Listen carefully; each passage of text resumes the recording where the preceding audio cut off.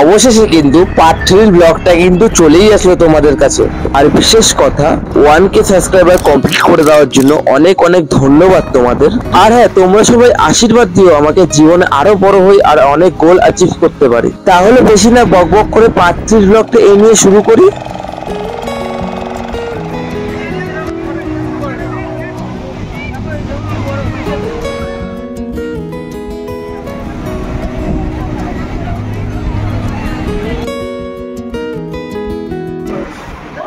সকলকে আরো একবার গুড মর্নিং।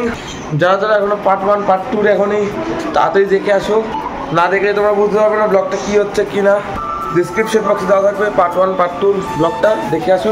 এখন মর্নিং টাইম 8টা, কিন্তু সকালে উঠতে পারিনি কারণ আজকে কোথাও যাওয়ার ছিল না।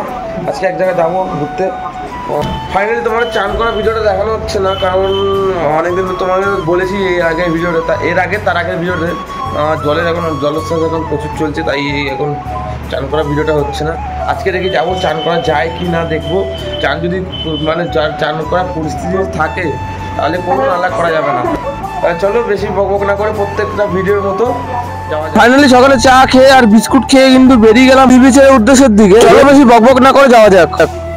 রাস্তাটা আমি আজ পর্যন্ত বুঝতে পারলাম না এত ঢাল কেন। থেকে উঁচু দেখো, কতটা উঁচু দেখো, প্রচুর প্রবলেম হয়। চললাম হচ্ছে চান করতে পারবো, মানে এখন গিয়ে যেটা জল কম আছে, গিয়ে দেখা যাক জল আবার বেড়েছে না কমেছে দেখা যাক। পুরো সানি ওয়েদার হয়ে রয়েছে, দেখতেই পাচ্ছ হেভি ওয়েদার, ঢাকা নাকা ওয়েদার। আমার তো খুব টেনশন হচ্ছিল জল কমেছে কিনা, না কমলে আজকেও তোমাদের চান করা ভিডিওটা দেখাতে পারবো না আর আমার দীঘা আসা বৃথা হয়ে যাবে। ফাইনালি জল কম আছে, নামতে পারবো। চলো আমার চান করা ব্লগ হবে এখন।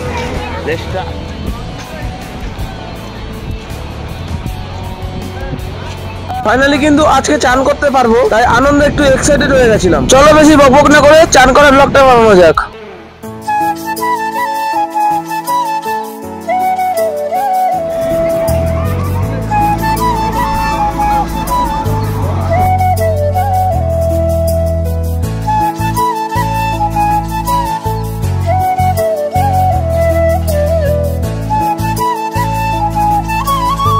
ফাইনালি সবার জুতো এক জায়গায় রেখে ফটাফট চলে গেলাম কিন্তু সমুদ্র সৈকতের সামনে। সমুদ্রের জল আজকে আমি পা দিতে পারবো, এই 3 দিন আমি পা দিতে পারিনি। হেভি চান করা হবে, হেভি।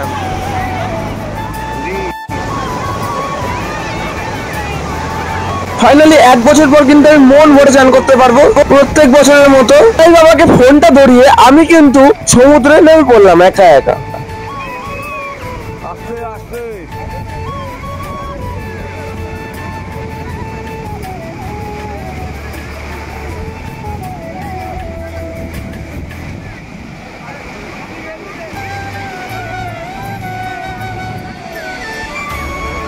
সত্যি কথা বলতে দীঘা আসলে চান না করলে দীঘা আসাটাই বৃথা। সিরিয়াস কথা বলছি, সত্যি খুব মজা করলাম, তাই এই আমার মজাটা তোমাদের এই ভিডিওর মাধ্যমে দেখালাম। তাহলে চলো তোমাদের সাথে চান করে দেখা হচ্ছে কিছুক্ষণ পর।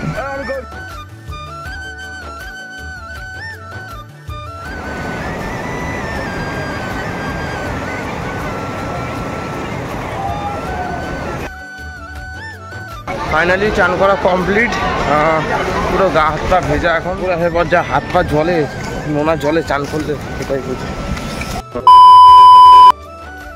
ফাইনালি এই জাস্ট চান কমপ্লিট হলো আর এখন কিন্তু সকালের খাবার খেতে যাবো নিচে।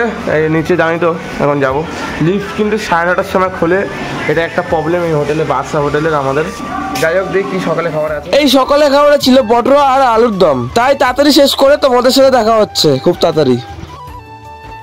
সো ফাইনালি সকালে খাওয়ার কমপ্লিট। সকালে খাওয়া কমপ্লিট হয়ে একটু রেস্ট নিয়ে নিয়েছিলাম কিছুক্ষণ, ধরে রাখো 30 মিনিটের মতো রেস্ট নিয়েছিলাম। এখন রেস্ট নিয়ে কিন্তু এখন ঘড়ি কাটার বাজে 11:30 মতো। এখন বেরাবো ঘুরতে। কোথায় ঘুরতে যাবো সেটা দেখলে এই ভিডিও তোমরা কন্টিনিউ করলেই বুঝতে পারবে। খুব মজা হতে চলেছে এইবারের পার্টটা। দেখতে থাকো, এনজয় করতে থাকো। আর তোমরা দীঘা আসলে তোমাদেরও কাজে লাগবে ভিডিওটা, দেখতে থাকো, এনজয় করো। ফাইনালি কিন্তু বেরিয়ে গেলাম যেখানে যাবো ওই উদ্দেশ্যে। আর একটা টোটো বুক করে নিলাম। টোটো বুক করলাম সেটা লাস্টে বলবো তোমাদের, কি কি প্যাকেজ ছিল সেটাও বলবো লাস্টে তোমাদের।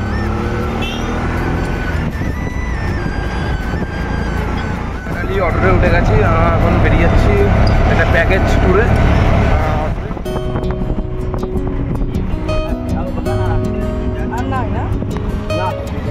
ওই দূরে যে দেখতে পাচ্ছ তোমরা, এই সেই জগন্নাথ দেবের মন্দির যে দীঘাতে কতদিনের মধ্যে প্রতিষ্ঠিত হবে।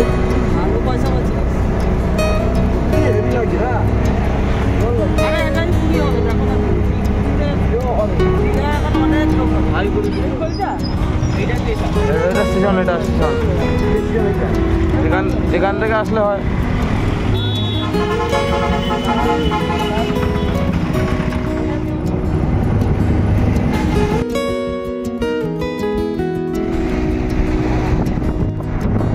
আর হ্যাঁ, এখানে রাস্তাঘাট কিন্তু সত্যি খুব অসাধারণ, আর আশেপাশের সাইট সিন গুলি দেখার মতো। যেমন আশেপাশে দেখতেই পাচ্ছ তোমার জঙ্গল, গাছপালা, অসাধারণ একটা সিনারি হয়ে যাচ্ছে ব্যাপারটা। আর হ্যাঁ, আমাদের কিন্তু ফার্স্ট হল চলে এসেছিল কাজু বাগান।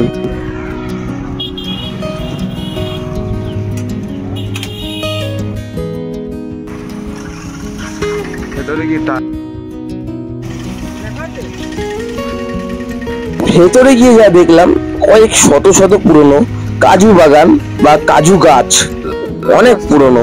আর চারিদিকে এই দিক ওদিক থেকে শুরু করে সারা দিকে কাজু গাছ ভর্তি। কিন্তু এখানে কারোর বয়স 50 বছর, কারোর বয়স 30 বছর, এমনও হতে পারে কাজু গাছের বয়স।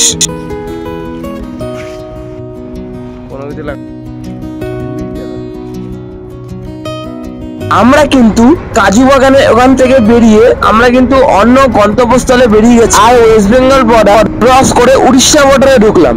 চলো তোমরা রাস্তার সাইড সিন এনজয় করতে করতে যেতে থাকো আর ব্লগটা কন্টিনিউ করতে থাকো।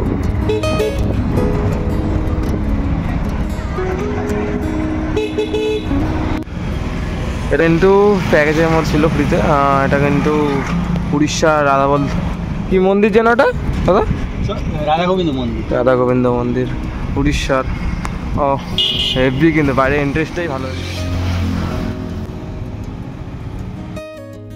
ফাইনালি আমরা কিন্তু উড়িষ্যার রাধা গোবিন্দ মন্দির থেকে বেরিয়ে আমাদের নেক্সট ডেস্টিনেশন উড়িষ্যার তালসারির দিকে রওনা দিলাম।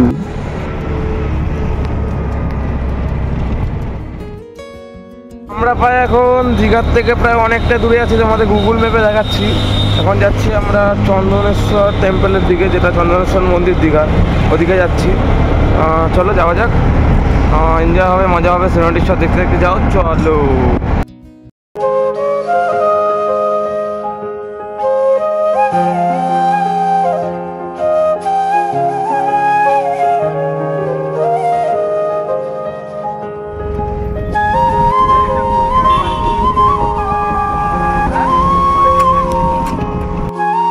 ফাইনালি তালসারি চলে এসেছি। আর এখন একটু সি বিচ উদা, হ্যাঁ তালসারি সি বিচ দেখার মতো অসাধারণ। ওরে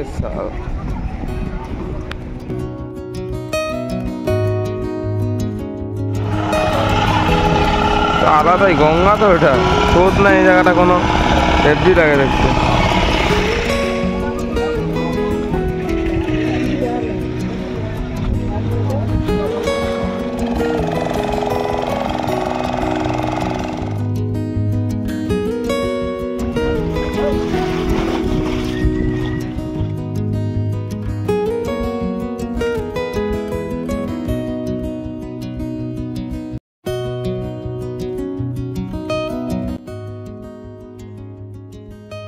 আমরা কিন্তু ওই সাইডটা ছিলাম একটু আগে, ওই সাইডটা।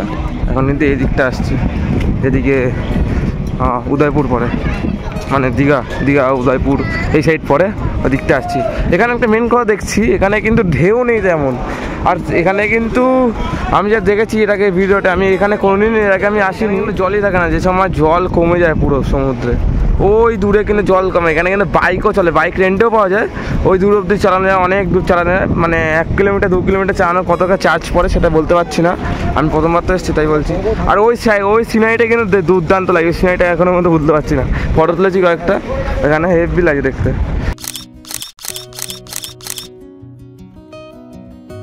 এবার কিন্তু তালসারি থেকে বেরাবো, তালসারি থেকে বেরিয়ে এবার দেখি উদয়পুরের দিকে যাওয়া যাক, কারণ উদয়পুরটা একটু বাকি আছে। আরও একটা মন্দির আছে এখানে, জগন্নাথ মন্দির, জানোই তো করছে এখানে, ওখানে যাবো। আরও নতুন নতুন জায়গায় যাওয়া যাক। চলো দেখা যাক, এনজয় করতে থাকি, মজা করতে থাকি এভাবেই। চলো গিয়ে বাই বাই করে এখন অটো ধরবো, চলো যাওয়া যাক। ফাইনালি উদয়পুর চলে এসেছি। এখন সামনে কিন্তু উড়িষ্যা বর্ডার। হ্যাঁ, সামনে উড়িষ্যা বর্ডার। আর দাদা কিন্তু ভেতর দিয়ে সব নিয়ে যাচ্ছিলো, ভেতর থেকে। ভেতরে সব বাড়ি সব একদম সৌন্দর্য, আশেপাশে জঙ্গল। এখানে অক্সিজেনের কমতি নেই, হেভি জায়গা। কেমন একটা ভর্তি বিল এলাকা, ভাল লাগে। দেখো যেমন দোকানদার লোকজন ভর্তি দোকানে, এসব হেভি লাগে গ্রাম অঞ্চলে। ফাইনালি উদয়পুরও চলে এসেছি। স্রোত প্রচুর, এখানেও প্রচুর জলের স্রোত। বাপরে বাপ, দেখবে তোমরা। এখানে ছাওয়াতে, এখানে বেশ কথা, এখানে টেন্টের নিচে কিন্তু চান করছে। বাবা হেভি তো, এখানে দুর্দান্ত। এখানে চান করে সত্যি মজা। আমরা এই সাইডটা চলে এসেছি, ওই সাইড থেকে। ওই সাইডটা কিন্তু তালছাড়ির দিক। আর এখানে কিন্তু প্রচুর লোক নেমেছে, শয়ে প্রচুর লোক নেমেছে। আর ঢেউটা তেমন দিচ্ছে। এখানে চান করার ইচ্ছা ছিল আমার, চানটা করতে পারলাম না, কারণ এখানে মা বারণ করছে। সকালে চান করলাম, তোমার দেখেছে এই ভিডিওটা। এখানে চান করতে পারলাম না, কি আর বলো, মন টন খারাপ।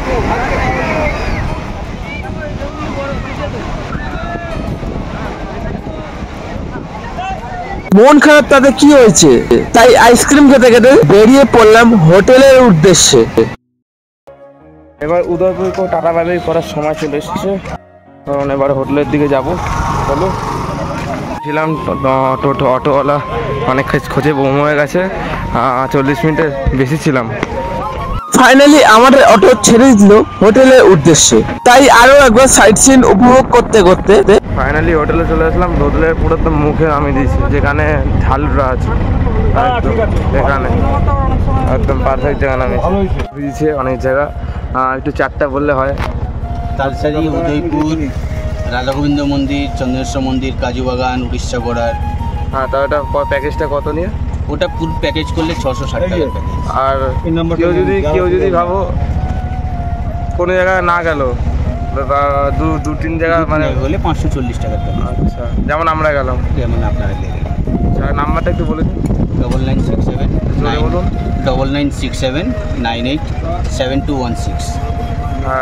দাদার সাথে কন্ট্যাক্ট করে নেবে, খুব সুন্দর ঘুরিয়েছে আমাদের। আশা করি দেখেছোই তোমরা, কন্ট্যাক্ট করে নেবে। টাটা। হোটেলে আসলাম, আর এখন বাজে কিন্তু ঘড়ি কাটা এই 2টার মতো। এখন লাঞ্চটা কমপ্লিট করব, নিচে যাবো এখন নিচের দিকে।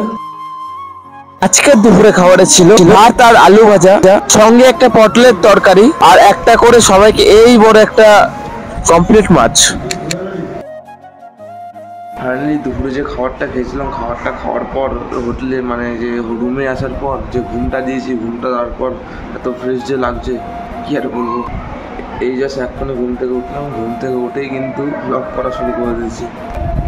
আর একটু পরে কিন্তু বেরিয়ে যাবো বাড়ির উদ্দেশ্যে। চলো বেশি না বক করে সি বিচের দিকে যাওয়া যাক। এই খাওয়া যাক, খিদা পেয়েছে এখন সেটা নয়।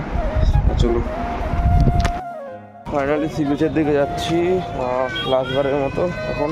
আর ঘড়ির টাইম কিন্তু এখন 7:32, আর এখন এমন ভিড় 7:32 রাত্রে, মানে সন্ধ্যাবেলা, সরি বেশ কিন্তু ভিড়। এখন চা নিল ওখান থেকে, দেখি চা আলা কোথায়। দীঘায় কিন্তু আর কিছু ঘন্টা আছে, তাই সমুদ্রের পাড়ে 1 কাপ চা নিয়ে পুরো সমুদ্রটা উপভোগ করছিলাম। দাঁড়াও না, মনটা বেশ খারাপ লাগছিল। দীঘাকে আজ টাটা বাই বাই করতে হবে, সেই দীঘায় 3 দিনের মজা সেই ঘরে বসে মিস করতে হবে। ফাইনালি আমাদের বাস কিন্তু চলে এসেছিল। ফাইনালি আমাদের বাসে চলে এসছে, এখন গিয়ে চেক আউট করতে হবে হোটেলে গিয়ে। ফাইনালি এই রুমটাকে বাই বাই করলাম, আর সঙ্গে কিন্তু বাসের উদ্দেশ্যে বেরিয়ে গেলাম। টাটা, আবার দেখা হচ্ছে বার্সা হোটেল। খুব ফাইনালি বাসে উঠে গেছি, আর ছেড়ে দিয়েছে এখান থেকে।